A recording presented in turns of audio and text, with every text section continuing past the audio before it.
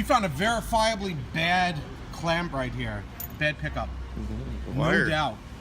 And when we see a bad pickup, we immediately have to stop all testing because this invalidates any continued effort to troubleshoot the machine.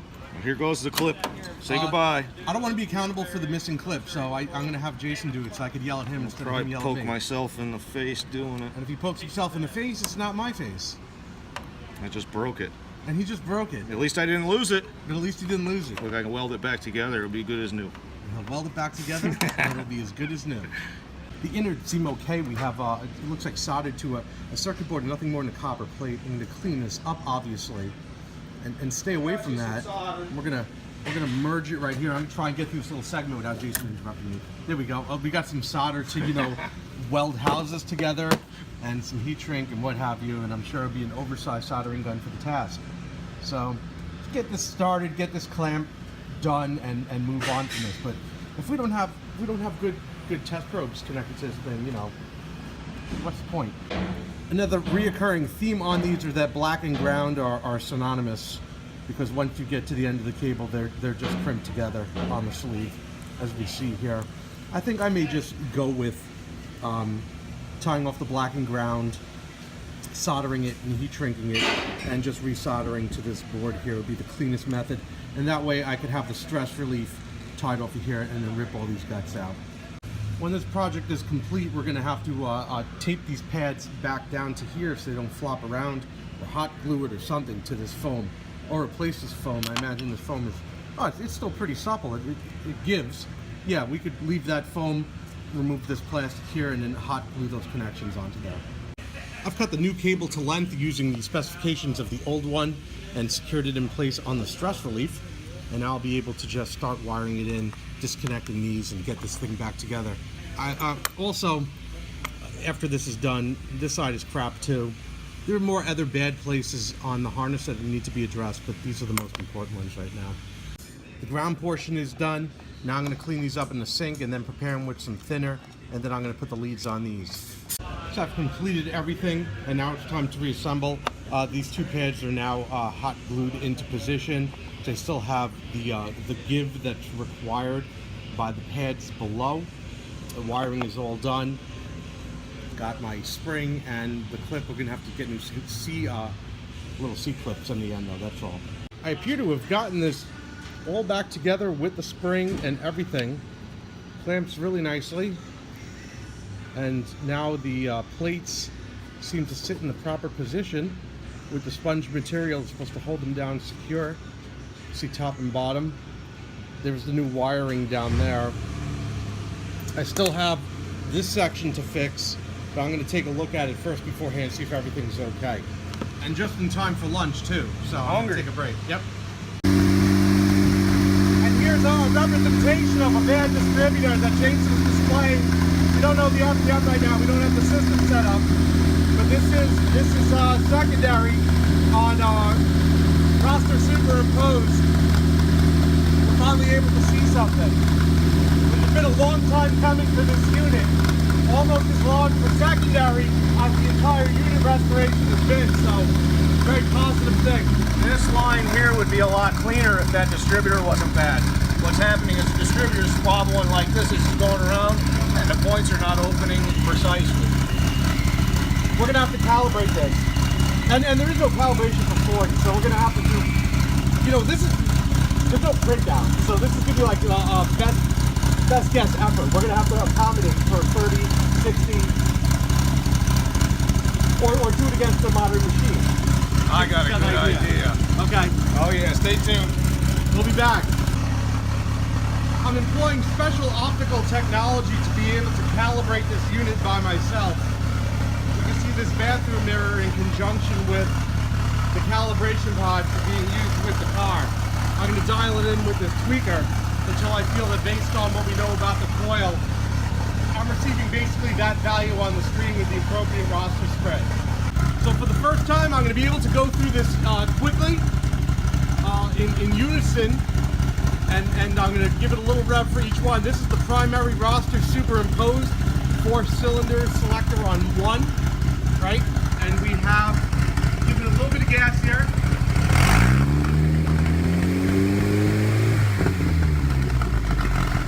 And we bring those into parade on the bottom, which I've spaced to accommodate this example, right? Not for any real use.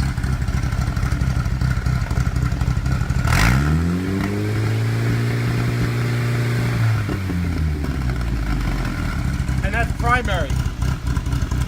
Secondary roster, superimposed. And right now I've only got it calibrated for 60, so 60 is what we're going with. The 30 and the 60 HDI is not calibrated. But I use the mirror method like I discussed, right? So here's secondary roster superimposed.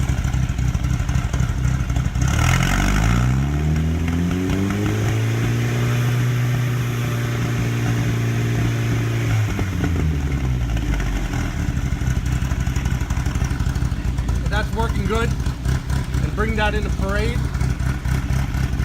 Test out parade now.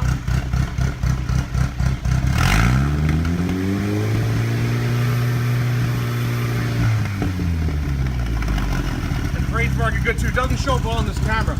And basically I'm going to ask Jason if he likes those levels. If he likes those levels, we'll move on. And you really can't see in the camera. A lot of them spike all the way up to here, right? So going back to this, you know, if we bring down our rosters, you can see those spikes really come off the screen very high, but I think that's fine. Bringing it to alternator, electronic ignition, which is this connect right here that was fixed in previous weeks. I don't know the actual function of electronic ignition, but just a demonstration of it working. Use some gas.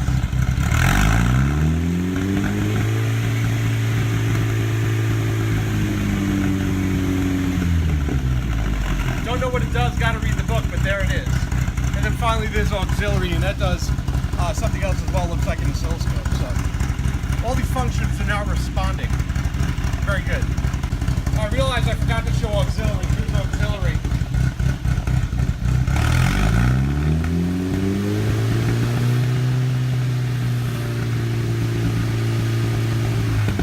I really don't know how well that comes out on this camera, but it looks a lot nicer in person.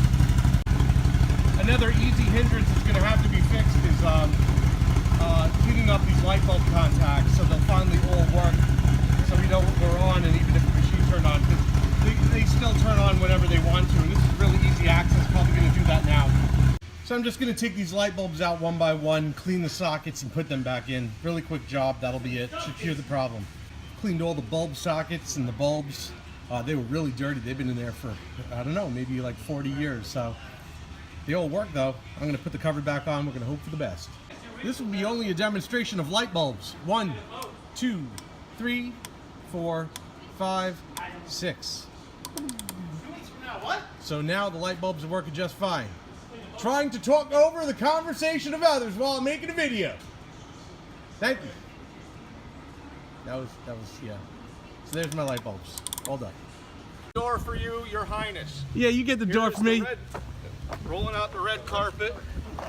Big pimpin' getting in the car. We're heading to Ace to get the fittings that we need to finally close the chassis of this unit, because everything else is calibration and Sit gentle. Oh It's my old. God. I can't get in this. Yes, you can. Jesus Christ. Oh, get out. Get out. Get out? Yeah, my floors are sagging. You're too big for this car. Mother of God. I can't put a video like this on. Get out. Oh shit, that was a bad idea. The floor's going. Delete that. I thought that was. We were gonna take the other Volkswagen, but yeah. We're not gonna talk about that. Well, this has been a long time coming. We're gonna put the cover back on the unit, except for the back cover that's left open for calibration, because this is finished as far as the repair portion of this goes. We still have the harness, some touch-up to do in the harness and whatnot. Wait, let me join you. Hold on. Got the cover moving back on, secured in the front. We're gonna worry about these fittings on the bottom there, the weird Zeus fittings, and they're all dried out and they're hard to get, but it's not gonna slow us down because they're put in from the side anyway. Let's see if I can do a little bit of Dextron here just for fun. So I got the whole thing evenly coated with a thin layer of Dextron, letting it soak in, and that included this, which cleaned up very nicely. It was all dried out and it soaked in. I even had to apply more. That's the metal surfaces too. Down here in these plastics and the rubber. And then this area, I started buffing out to a nice shine. And I'll do the rest of the unit now. So look, it has a nice shine to it. Taking the years off of that. Reflection of the car can be seen in it. Material. So this is the first time we've got the unit in position where it's supposed to go. And now the cover, you know, it's looking real nice. Got that cleaned up. The rest of the cart, obviously not, but that's okay. That's not what this is about. Just positioning it. The hooks are not in place yet. Still gonna get some fasteners going over there. The harness is still gonna need a little bit of work. There's still some touch-up work on the harness to be done, and that's okay. Some minor improvements, but yeah, things are coming along, coming out great.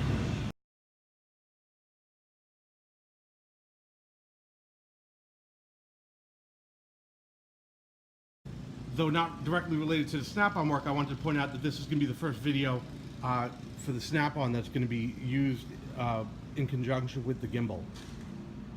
So the first thing I want to do is clean this piece out here. This is the holder for the two devices.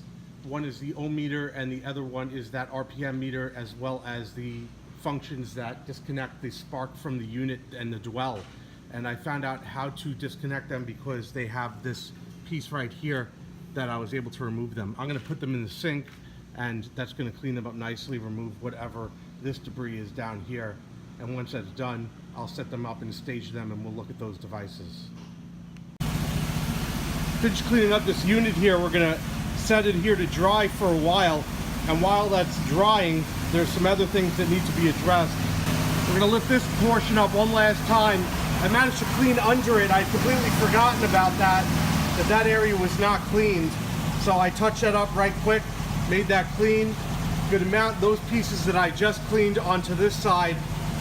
And before we mount either of these pieces, I'm going to hit some of this here with some automatic transmission fluid, and that'll shine that up and act as a rust inhibitor. Because once this stuff is mounted, it's not coming off again. Jason got himself another bug. Zoom in. Advanced spark plug on number 1. We can put snap-on MT665 on here and actually see that plug if we want to. That'd be interesting to put the snap-on on there, see what we got. We've moved over the unit to the other side of the cart, liberally applying some ATF to this side as well. We're going to stage out these hooks over here, find out where they went into the correct holes. We're going to permanently affix this unit now. These would appear to be in part to be the components that are going to be used to affix this to the cart. I'm looking now and I'm thinking that I think the hooks are for this. This is the carrier for the other two pieces that was just washed and is going to be connected later. And the nuts that are here below are probably the ones that are going to be used to mount this unit into position, the larger unit.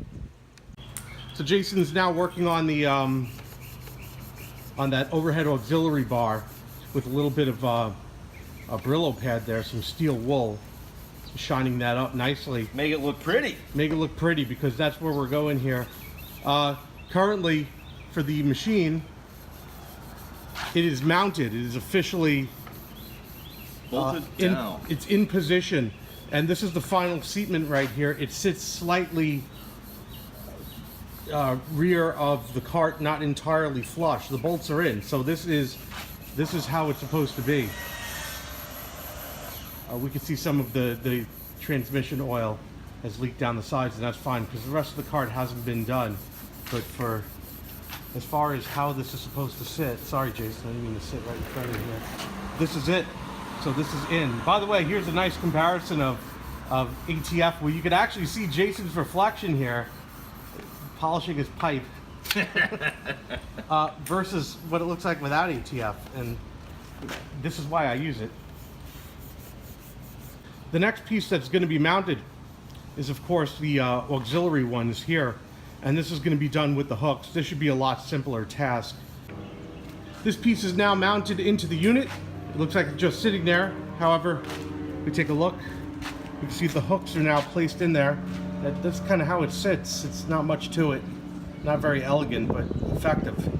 So now I'm going to put on, there's a top portion that now goes here on these top hooks. We're going to put that on now. This piece just kind of sits here. It mounts on, but it doesn't actually permanently connect until the other devices are on there because they all sit on the same mounting nuts. But we decided that it could use a little bit of sprucing up because there isn't much paint left. We're going to hit this with a little Krylon black for now, since it can't be permanently affixed until the other two pieces are completed. And then once it's done, we'll hit this portion with a little bit of sandpaper and tidy it up. Even at the risk of being out of order here, the first thing I wanted to do was get this multimeter open, take a look at these batteries, make sure they didn't corrode. And I'm seeing that while there's a little bit of corrosion, there isn't a whole lot of damage. We got some really old, you know, maybe 1980s looking Eveready batteries, as well as what appears to be some 9 volts under there as well. But it all seems okay, so I'll be able to rip these bad boys out because they're obviously not good anymore. You can see that they are 1980s Union Carbide Eveready batteries and some early logo Energizer 9 volt batteries. So I've removed them. Jason's going to get some more so we can resume testing with this. This really needs a really big cleanup.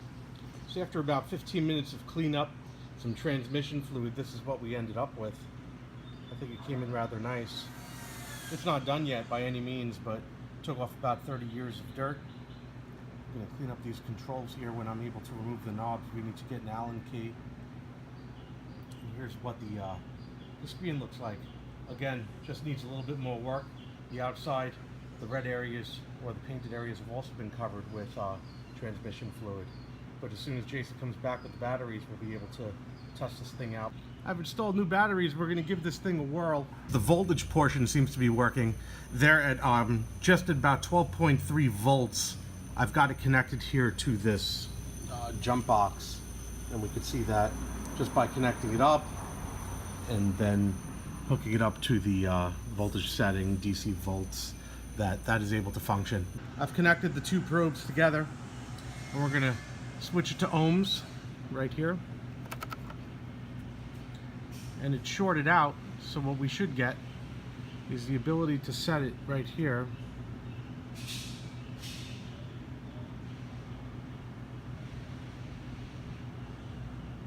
to 0. And that looks like it's working just fine. Set 0 ohms.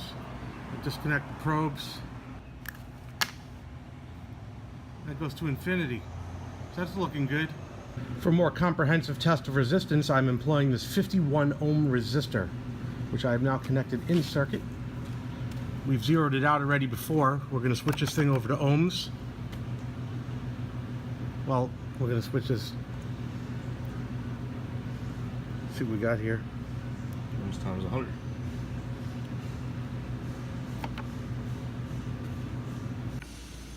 Yeah, so nothing about this first test said this was anything but accurate, so I'm going to open up this box. What's interesting is right here, these resistors in this bank. Let's try and move this wire away. Wow, somebody ran really high voltage or something through here, ate those resistors up. And I imagine what we will find is that the resistors still have a resistance on them, but they're out of specification, and that would explain why this does not work correctly anymore. I imagine that when you go through this here, it shunts through these different values, but those values are not correct. None of them actually align correctly to anything. That's the problem. So now the challenge will be trying to get these values off. These are some Dale 1%ers, you know, very good resistors even today. So I'm going to have to see if I could get these values off here because there's no schematic for this, of course. We're going to proceed to the next unit that requires nothing more than a cleanup. This has already been tested in a previous video. I had gone through all the functionality of this box. And through the magic of video editing, most of the unit has been cleaned up now. I've removed a lot of the dirt and grime. The screen, again, on this one, just like the other, is in extremely good condition with no scratches. What I'm going to do now is affix this to the cart. And when that's done, I'm going to do the final touch-ups. The final cleanup is going to be done with it fully mounted and see what areas of exposure need extra attention. I've got it now mounted onto the unit. It's permanently affixed. The bottom has a lip, and the top portion has this piece here that also holds that logo piece that's to be painted black, so it's connected. Furthermore, the cable comes off here into the back. I've also put these connectors up on here, and now they're permanently connected as well. I've also treated all of the associated plastics. The lead set connection is now the one that comes from the pipe. It's no longer the leads directly coming off of here. The pipe's been done. Jason has connected it, or cleaned it up with the Brillo. It's now hanging off of here. The lead set would then connect to this. This has also been cleaned up as well. So it's coming along. This is now going to be cleaned up now that it's mounted, the knobs and whatnot, so that it's nice and shiny like this. I've installed the back cover. I'm going to give it a proper cleaning now. I see no reason to leave it off. We're going to have to open it again when we do calibration, because the calibration screws are behind there. Right now it'll protect the unit. One thing worth noting is we're going to have to go and install a filter on this unit. This cover comes off so a filter could go in. All the air is going to be channeled through here. Took the auxiliary pipe off and hit this piece here, this old chrome piece with the steel wool, to clean that up, and then applied some oil to it too. That looks a hell of a lot better than it did before. Here's how everything looks again reassembled. Looks very nice. A lot better than the rust covered connections from before. This piece has been painted here in satin. Nice even thin coats, several nice even thin coats to give it a nice matte look. I didn't want it thick. I wanted to keep the texture without any runs, and when it does dry, with that nice orange peel contour. A sanding block with some really fine sandpaper, some wet sanding over the raised logo will bring out the polished aluminum logo again. So there's a second part of this unit I've never seen. It's not technical in any way. It's more furniture than anything. It has a switch here and power receptacles, as you could see, and that goes to, I'll try and get the camera focused here, some old lights, and these are incandescent style bulbs. That is ultimately going to go over the entire unit when the time comes. This one particular piece is taking the brunt of the attack, obviously, because this is the shroud that goes over the top. And looking at this particular corner over here, we could see that there's significant rust, and that rust is pretty deep. It goes in there. No amount of transmission fluid is going to save that. And in speaking with Jason, we were initially looking at painting over this metal piece. This top sheet of metal comes off with like 6 screws, and it's detachable from the rest of this unit. And in our discussions, we said this piece of metal could come off, it could be sandblasted, it can be filled and then painted. And we decided, you know, as a tribute to the shop, this one piece will not be fire engine red, but will be Bug Ranch orange, just the very top portion of that. It will be a gloss orange, filled and nice and shiny. So we're going to go with that one exception to the unit, which will be the top shroud. Right, Jason? You got it. We got it. Steaks are coming. And the steaks are coming, so it's lunchtime. So the back piece is dried enough that, you know, it's ready to be installed, at least for now. Haven't sanded off the logo yet, but for the purpose of having a place to store it, this seems to be the safest place. So here's what it looks like. I'll take a step back so we could have a look at how the machine is coming out. And it almost seems to be completed. The other piece will go in, the shroud will go on top, and obviously the drawers and everything still need to be treated and whatnot. But yeah, it's all coming together. The next phase is going to be calibration and then finally operation. I now have the rest of the unit covered in ATF. I haven't taken off the excess. I'm going to allow time for it to permeate within the paint and the metal itself. It's in much worse condition than the covers were, which were protected from the elements by that shroud that you see on the floor over there, right? So these metals had a lot more oxidation, a lot more rust. You do see, however, that there is quite a notable difference. You see a shine, you can see the horizon reflecting in it. But I did want it to sit longer to get in there. But much better looking now. This is how it's going to look until I get the other unit in there, till we get this cover situated back on. and get the final thing together so we could start calibration and start going through some of the official tests that are in the manual.